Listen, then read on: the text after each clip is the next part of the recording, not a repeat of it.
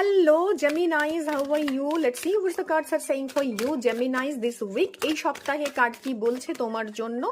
And the card is okay. Page of Wands. So, Geminis প্রচন্ড impatient হয়ে পড়বে এই সময়।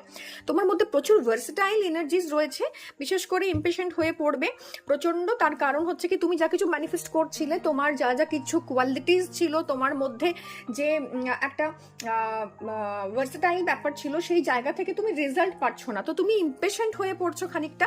তোমার কোনো একটা কাজ শুরু করার পর থেকে তোমার মধ্যে পেশেন্সের ভীষণ অভাব দেখা যায়। সো যে কোনো কাজ এই সপ্তাহে তুমি শুরু করো বা দীর্ঘদিন ধরে চলছে, এই সপ্তাহে তুমি তার রেজাল্টের জন্য ওয়েট করে আছো। তো এটা একটা বড় কিছু আশা করো না এই মুহূর্তে, কারণ এটা জাস্ট সবে স্টার্ট হয়েছে। এই এনার্জিটা ভীষণভাবে একটা ইম্যাচিওর এনার্জি রয়েছে।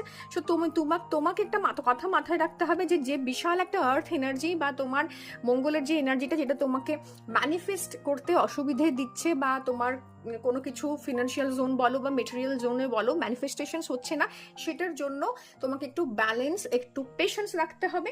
এবং তুমি তোমার কোয়ালিটিসটাকে ডেফিনেটলি আগিয়ে নিয়ে যাও, তুমি তার উপর কাজ করো। এই উইকে একটু পেশেন্স রাখার কথা বলছে কার।